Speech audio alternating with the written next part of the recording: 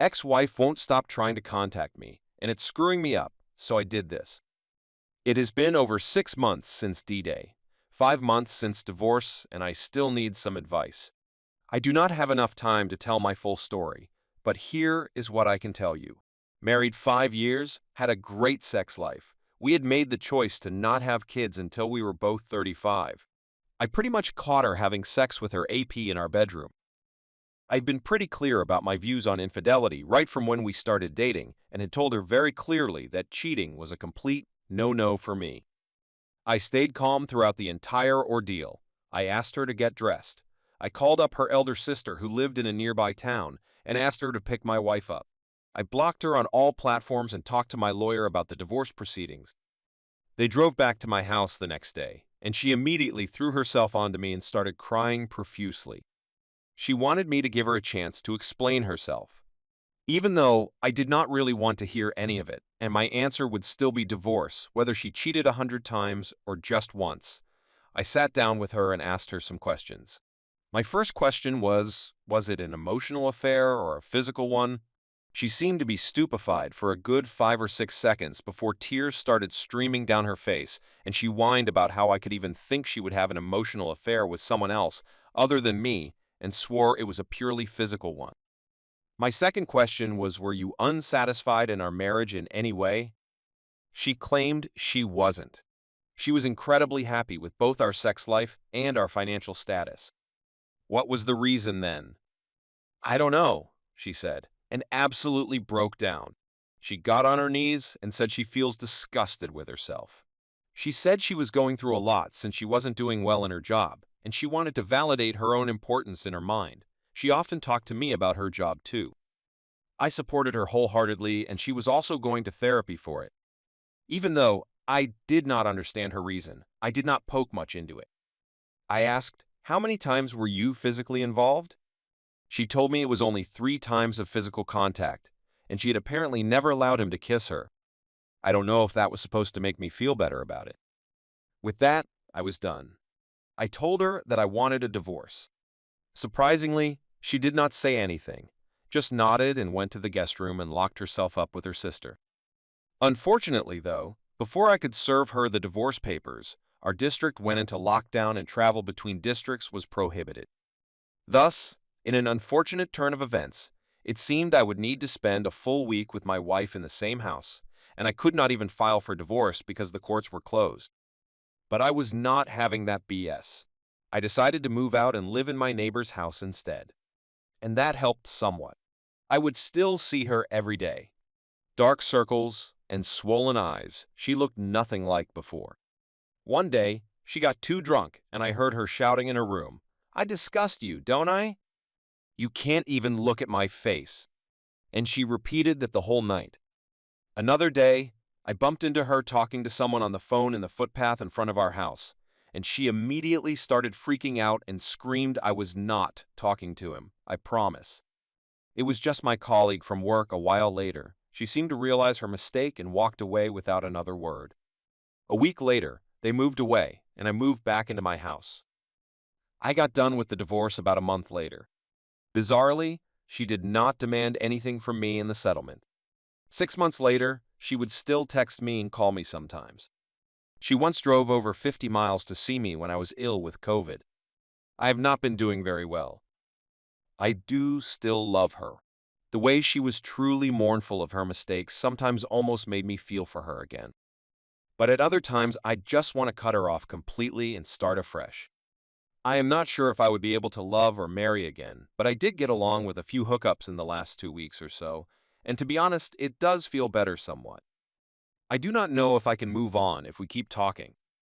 I have told her not to talk to me, but she does not listen. Should I just block her everywhere? I really do not want to hurt her, but she has not left me any option. What should I do? Now let me read out few comments on post.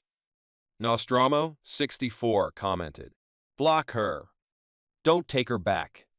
She needs to work on herself to know why she felt entitled to have an affair. Also, her explanation is very lame." OP's reply, "Taking her back is already out of the question. The only thing I was confused about was whether I should block her or not, since she seemed to be going through a lot, and she never really tried to guilt-trap me or try to get back with me after the divorce. We talked like a pair of old friends. The problem is, with me, I'm afraid I won't be able to start a new life if I keep talking to her. Thanks to everyone's comments here, I am now going to talk to her about going NC for a few months. I hope that will help. Moving to the update now. So I did exactly what I had intended to do. I called her up and told her that I wished to go completely no contact for a few months. For a few seconds, I heard nothing on her end, long enough for me to ask her if she even heard me. She said she did hear me and started fumbling for words once again. I explained to her that it was not any fault of her. It was just me that was finding it difficult to move on with my life if we kept talking. She said she understood and promised not to contact me. Before hanging up, she asked me if I was planning on completely cutting her off. I bluntly told her that I was not planning to do so at the moment, but I might change my decision in the future. She told me it was all right, that I deserved to do whatever I needed to get over it, and told me that she would try to find a new job during these months. With that, I bid her farewell and proceeded to block her on all platforms.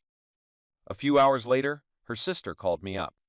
She told me I had made a good decision, especially since my ex-wife needed this NC period too. She only did a part-time job, hardly ever went out, and spent the entire day going through old pictures. Thus, at least for the moment, I feel like I have made a good decision. A lot of people have messaged me asking me several questions that were left untouched in the original post. Here, I would like to clear out some. First, how long has the affair been going on? According to her, they first had sex when she went on a work-related trip to another city, which was about 1 month before D-Day. Now, she claims there was no sexual tension between them before this trip, but on the other hand, they had been working together in the same office for about 3 months, so I really can't tell if she's lying. Second, how did she behave in the days before D-Day and immediately after it? In the few weeks before D-Day, when her affair was ongoing, I did not really notice anything out of the ordinary. I am generally a very perceptive individual. The usual signs of an affair, such as increased conflict, anger, blaming, trying to keep one's phone close by at all times, I did not notice any of it with her. In fact, she only grew quieter every day. I figured it was because of the problems she was facing at work, and had a good talk with her. She hugged my chest and cried for several minutes, and I did my best in comforting her. We also had a lot of sex that week, as we usually did every week. I feel kind of embarrassed saying this, but we did a role play of her as a criminal and me as a policeman who caught her and then had forceful sex with her. It was her idea. In hindsight, it does make some kind of sense now, though it kind of effed me up. Apart from that, I noticed nothing out of the ordinary. On the day of discovery, she was dazed throughout the ordeal.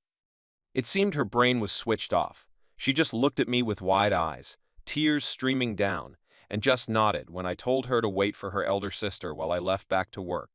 Later, sister-in-law called me up to tell me that ex-wife was nowhere to be found.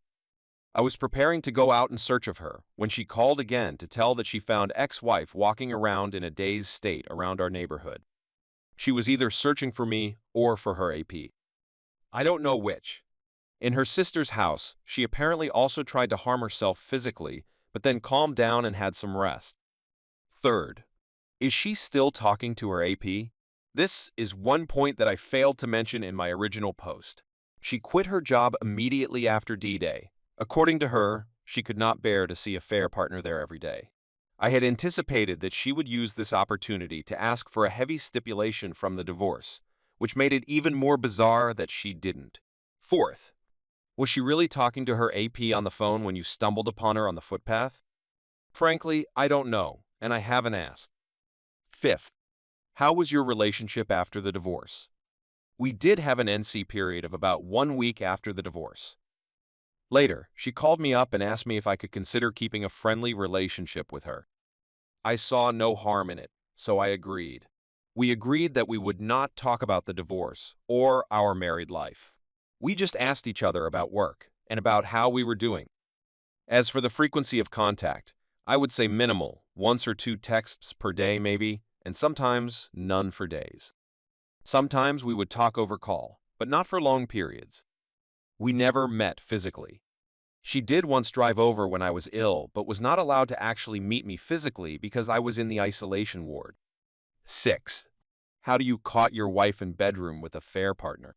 Actually, I was in my office, then got a call from bank that they need some important documents. To collect those documents, I went home and caught them red-handed. 7th. Have you tried therapy? Of course. I have been in therapy since D-Day. Ex-wife went to a therapist for the first 2 months after the divorce, but then stopped going for no apparent reason. Some people in the comment section seemed to misunderstand my original post. They kept posting comments asking me to consider reconciliation. I would like to reiterate that my original post was about whether I should block her or not, and not about reconciliation. I made the decision to not reconcile a long time ago, and ex-wife has accepted it. It is not about how much she regrets and mourns over it. I'm simply incapable of trusting her again. Once again, a very sincere thanks to everyone who commented. What do you make of OP's story? Do let me know in the comments section. Thank you for joining us today. Be sure to like and subscribe and hit that notification bell so you don't miss out on our next video. See you next time on Red Narration.